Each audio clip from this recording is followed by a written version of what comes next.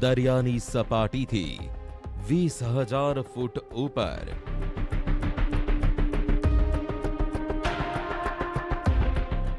પર્વતો પર પગપાળા ચાલતા ચાલતા દુર્ગમ અને જીવલેણ રસ્તાઓ પર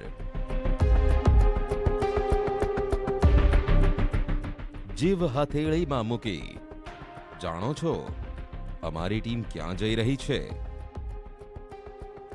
લક્ષ્ય છે દ્રોણ પર્વત પર સંજીવની જડીબુટ્ટીની શોધ. તે જ દ્રોણ પર્વત જેના એક ભાગને મહાબલી હનુમાન ઉખાડીને લઈ ગયા હતા.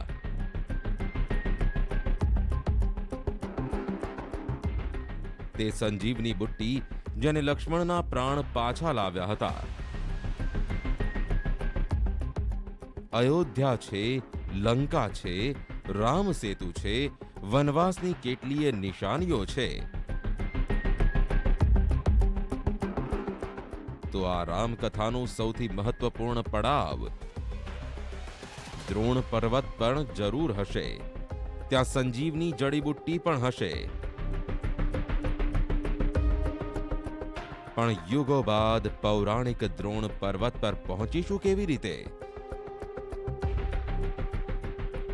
ચાલો માની લીધું પહોંચી ગયા, તો બુટ્ટીને ઓળખીશું કેવી રીતે? ચાલો ઓળખી પણ લીધી, તો સાબિત કરીશું કેવી રીતે? પડકાર ભર્યા આ સફરમાં હમસફર બન્યા ઉત્તરાખંડના તે ગામના લોકો જે દ્રોણ પર્વત પર संजीवनी बुट्टी જોવાનો દાવો કરે છે. कुछ चमकता है यहाँ बूटी से? हाँ, जब रात को चमकता था। उस पहाड़ पर द्रोणगिरी पर्वत पर बिल्कुल दीप जैसे जलते थे. आप लोगों ने देखा है? हाँ, खुद हमने देखा. कहते तो हैं पूर्वजों से, पर कैसा है क्या है, पर बूट वो तो है ही. सबको नहीं दिखता वो, किसी किसी भाग्यवान को या किसी ग्रह वाले को ये दिखते बताते. જો અમારું નિશાન સાચું લાગ્યું તો કળયુગમાં તમારી સામે હશે સતયુગનો તે દ્રોણ પર્વત જ્યાં આજે પણ સંજીવની બુટ્ટીની ચમક અકબંધ છે.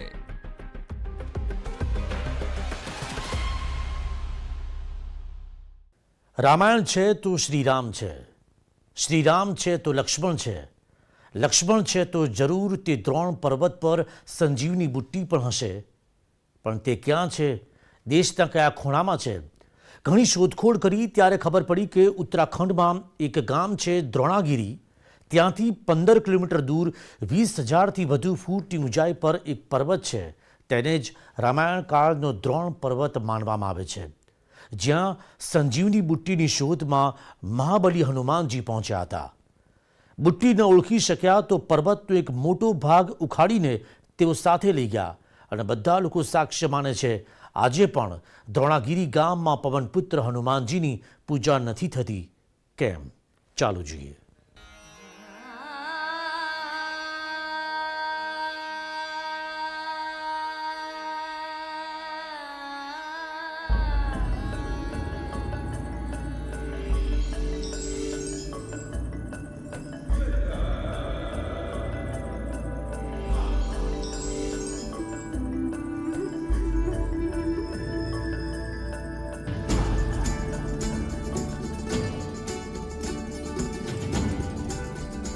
વાલ્મીકી રામાયણમાં લખ્યું છે કે રામચરિત્ર માનસની પણ ચોપાઈ છે. રામાયણથી જોડાયેલા દરેક પૌરાણિક ગ્રંથમાં દ્રોણ પર્વત અને સંજીવની જડીબુટ્ટીનો ઉલ્લેખ જોવા મળે છે. દેશમાં જો રામકથા સાથે જોડાયેલી દરેક નિશાની છે તો દ્રોણ પર્વત ક્યાં છે?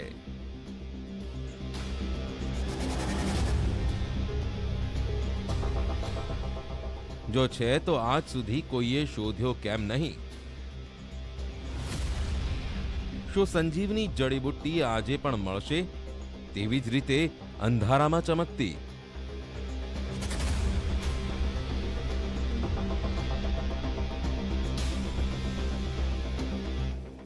જો શ્રીરામ સાથે જોડાયેલા બંને સાક્ષ્ય છે તો અત્યાર સુધી માણસની પહોંચથી દૂર કેમ છે?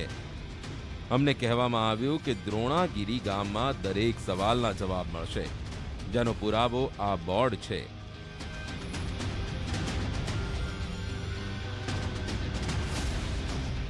આ ગામથી દ્રોણ પર્વત 15 કિલોમીટર દૂર હતું. અમારો પહેલો પડાવ હતો દ્રોણાગીરી ગામ.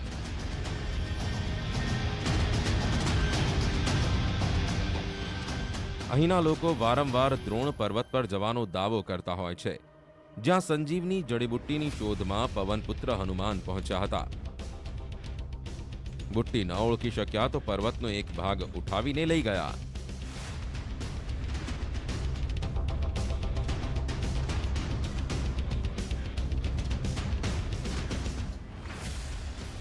જડીબુટ્ટી અંગે ઘણી બધી વાતો સાંભળવા મળે છે. રામાયણના કહેવા મુજબ તે બુટ્ટી રાતના ચમકે છે, પણ વર્તમાન શોધ મુજબ સંજીવની એક જડીબુટ્ટીનું નામ નથી, પણ કેટલીય જડીબુટ્ટીઓને ભેગી કરીને સંજીવની જડીબુટ્ટી બનાવવામાં આવે છે, જેનું વૈજ્ઞાનિક નામ સેલ્ગના બાયોકરિપ્સ છે, જેની ઉત્પત્તિ 30 અબજ વર્ષ પહેલા માનવામાં આવે છે.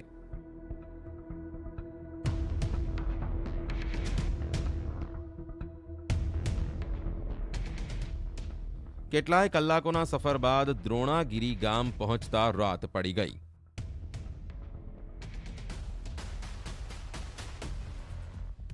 आखिरकार हम अपने पहले पड़ाव पर पहुंच गए हैं.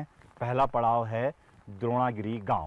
ये जो आपको दिख रहा है ये गांव का मंदिर है और यहीं से ही शुरुआत होती है द्रोणागिरी पर्वत पर जाने की. और कहा जाता है कि इस मंदिर पर ही आपको पहले माथा टेकना होता है और फिर उसी के बाद आपको पर्वत देवता के दर्शन होंगे. पर्वत देवता यानी द्रोणागिरी पर्वत. यहाँ द्रोणागिरी पर्वत को पर्वत देवता कहा जाता है और उन्हीं की मुख्य तौर पर पूजा होती है. ये उन्हीं का मंदिर भी है. આજે પૌરાણિક દ્રોણ પર્વત અને સંજીવની જડીબુટ્ટી સાથે જોડાયેલા દરેક રાઝ પરથી પડદો ઉંચકાશે.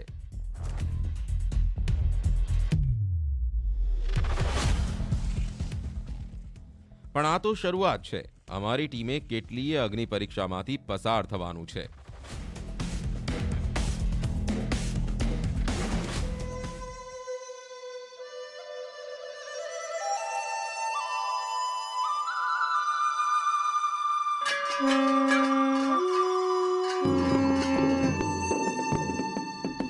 દ્રોણગીરી ગામની શરૂઆત નગારા અને ઘંટના અવાજથી થઈ. ગામના લોકો પોતાના પર્વત દેવતાની પૂજા કરતા જોવા મળ્યા.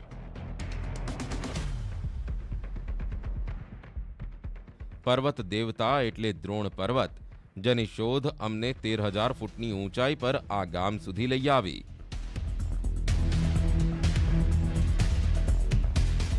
ये जो आप पूजा पाठ देख रहे हैं ना, ये दरअसल उसी पर्वत देवता की पूजा की जा रही है जिस पर्वत को देखने के लिए हम लोग यहाँ पर पहुँचे हैं और जिसे द्रोणगिरी पर्वत कहा जाता है.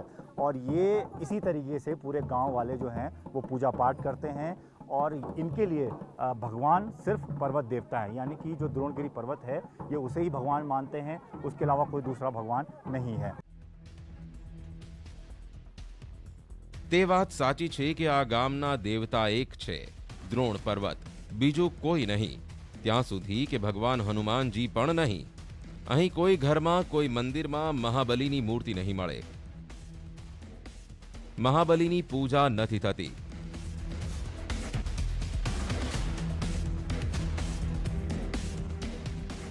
માન્યતા તે છે કે સંજીવની બુટ્ટી માટે મહાબલીએ તેમના પર્વત દેવતાને નુકસાન પહોંચાડ્યું.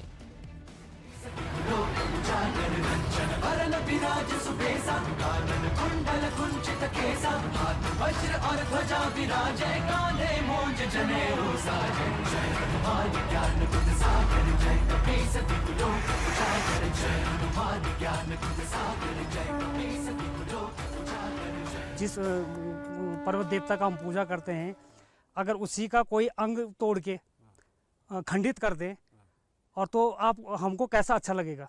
जब उसी का अंग लेके चले गए तो इसलिए हम उसको नहीं मानते हनुमान जी को. हनुमान जी ने वो क्या था, खंडित किया था. तो आज से नहीं, हमारे पूर्वजों से चले आ रहा है ये. ना तो यहाँ हनुमान को मानते हैं, ना तो हनुमान का कोई इधर वो नहीं है. मंदिर कोई है ही नहीं. मंदिर तो मेरे ख्याल से जोशीमठ से ऊपर नहीं है, पर लोग मानते होंगे, पर हमारा द्रोणगिरी में कोई हनुमान को नहीं मानता. અમારું પહેલું લક્ષ્ય દ્રોણ પર્વતને ટીવી સ્ક્રીન પર બતાવવાનું હતું.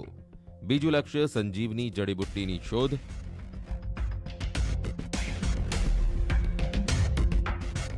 30,000 ફૂટની ઊંચાઈ પર આજ સુધી કોઈ ટીવી ટીમ નથી પહોંચી, પણ અમારી ટીમ તે કરીને બતાવશે જે આજ સુધી કોઈ નથી કરી શક્યું.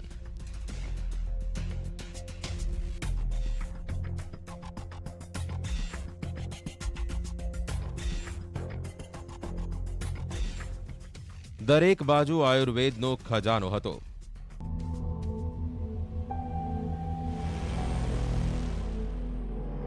ये देखिए पीला वाला जो ये जड़ी है, इसे हम द्रोण पत्री बोलते हैं. द्रोण पत्री इसका लीवर से संबंधित जो बीमारी होती है, बुखार और लीवर, जिनका लीवर कमज़ोर होता है यकृत, उनके लिए बहुत बढ़िया दवा है. बहुत सारी दिख रही है सर वहाँ वहाँ पे આ વનસ્પતિને લીવર માટે આજે પણ રામબાણ માનવામાં આવે છે, જે અહીં મોટી સંખ્યામાં જોવા મળી રહી છે. ये देखिए हल्का सा फूल जैसा दिखता है, ये येलो कलर का फूल है और ये बहुत ही लाभदायक बूटी है आपके लीवर के लिए. ये आपको बहुत तेज़ बुखार है उसमें भी काफ़ी ज़्यादा मदद करता है. और यकीन मानिए कि अगर मैं इसे सूंघ रहा हूँ तो इसकी बहुत काफ़ी ज़्यादा इसकी खुशबू बहुत इसमें ज़्यादा है. खुशबू बहुत है. और ये कह रहे हैं कि अगर मैं ज़्यादा देर इसको सूंघता रहा तो शायद मैं यहाँ बेहोश पर हो। बेहोश हो जाऊँ या गिर जाऊँ.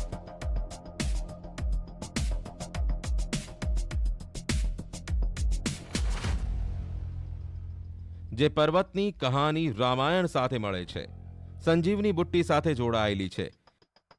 ત્યાં આ જડીબુટ્ટીઓનું મળવું કોઈ નવાઈ તો નથી. તો શું આગળ સંજીવની બુટ્ટી પણ મળશે? પણ તે પહેલા તો દ્રોણ પર્વત જોવા મળશે.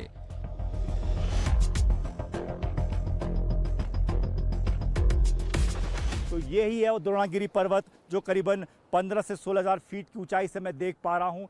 बेहद नज़दीक का हिस्सा है. इससे आगे ग्लेशियर है, नीचे ग्लेशियर से पिघलती हुई नदी बह रही है और यहाँ से आगे जा पाना बिल्कुल नामुमकिन है.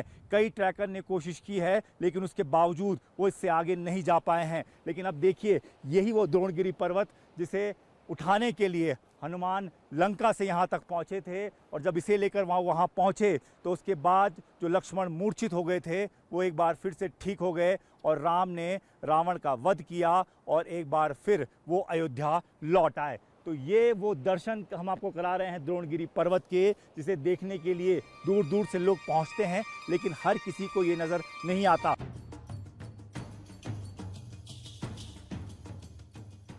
અમારે આ પર્વતની ખૂબ નજીક જવું પડશે, જ્યાં ગામ લોકો બુટ્ટી મળતી હોવાનો દાવો કરે છે. કહેવાય છે કે ત્યાં મોટી સંખ્યામાં બ્રહ્મ કમળ પણ ખીલે છે. પર્વત તો મળી ગયો, પણ જડીબુટ્ટી શોધવાની હતી.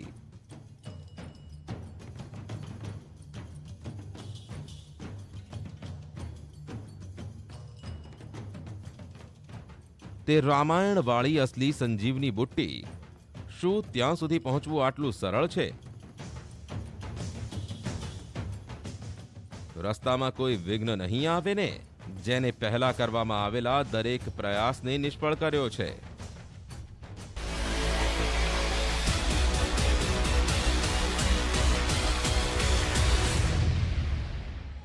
અમારી વિશેષ રજૂઆતમાં સમય છે બ્રેકનો.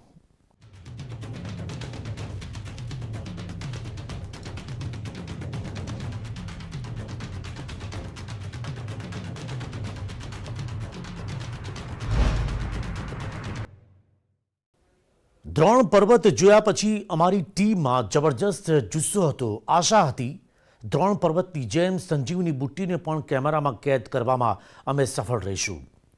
પણ સંજીવનીની શોધ કરનારા અમે પહેલા નહોતા.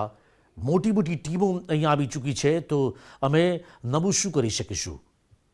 પાછો સવાલ તે છે કે જડીબુટ્ટીને ગામના લોકો સંજીવની બુટ્ટી કહે છે, તેમાં પણ વાતાવરણ અને સમય પ્રમાણે બદલાવ આવ્યો હોય પછી ઓળખીશું કેવી રીતે? દ્રોણ પર્વત તો મળી ગયો. સંજીવની બુટ્ટી શોધવાની હતી. આટલી ઊંચાઈ પર આ જડીબુટ્ટીઓને જોવી એક અદ્ભુત અનુભવ છે. આ દ્રોણ પર્વત પર જડીબુટ્ટીઓ આપમેળે ઉગે છે. કોઈ તેની ખેતી નથી કરતું. કઈ ઔષધિ ક્યાં ઉગે છે તે ગામ લોકોને બધાને ખબર છે, પણ અમારું લક્ષ્ય તો સંજીવની બુટ્ટી માટે છે. માટે શોધ ચાલી રહી છે. ત્યારે જ પથ્થરની આડમાં એક છોડ જોવા મળ્યો. અરે, આ તો બ્રહ્મકમળ છે, જે નીચે ગામમાં પણ જોવા મળ્યું હતું. सर अरे सर जी मिला? आज तो हाँ यहाँ पे मिल गया. क्या है सर? यहाँ पे ब्रह्म कमल दिख रहा है सर. हैं? ब्रह्म कमल. ब्रह्म कमल? हाँ सर आइए ना जल्दी जल्दी. ये है. अच्छा, ये है ब्रह्म कमल. ये सर.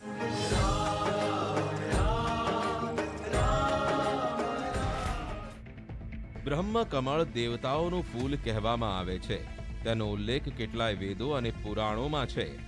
આ છોડ એટલો દુર્લભ છે કે તેને સાક્ષાત જોવો ચમત્કાર માનવામાં આવે છે.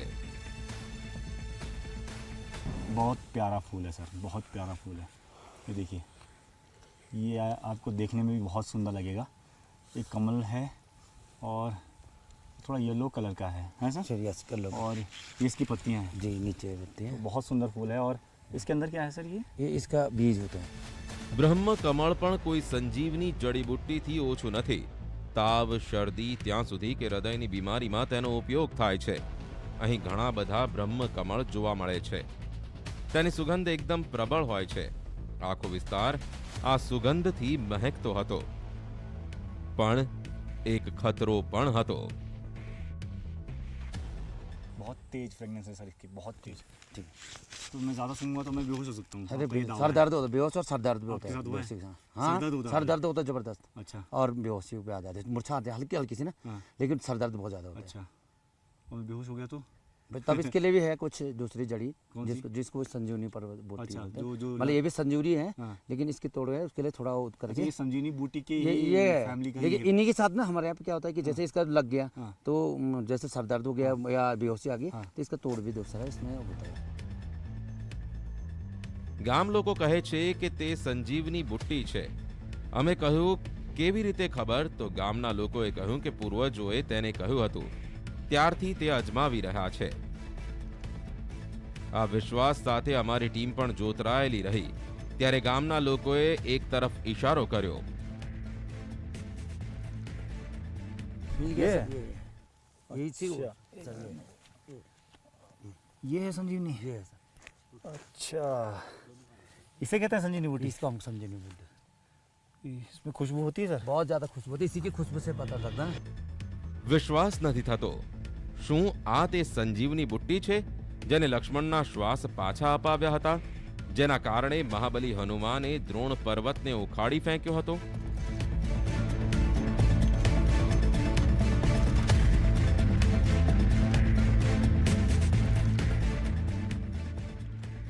तो आखिरकार जिसका इंतज़ार हमें लंबे समय से था, जिसकी वजह से हम लोग यहाँ तक चढ़े हैं, बहुत कठिन सफ़र तय किया, वो संजीवनी बूटी मेरे हाथों में है.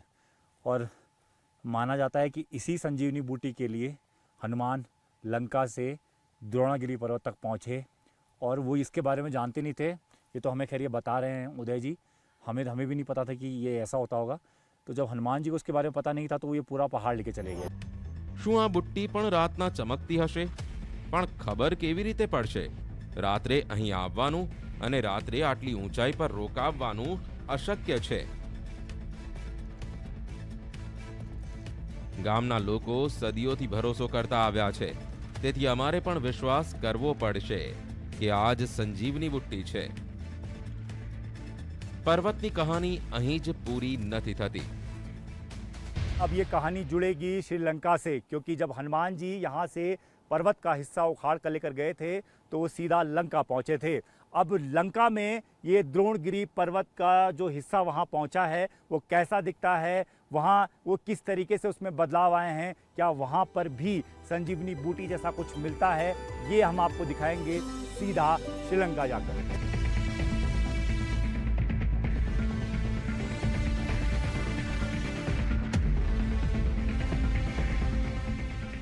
શ્રીલંકાના દક્ષિણ સમુદ્ર કિનારા પર એક પર્વત છે જેનું નામ છે રૂવાસલા.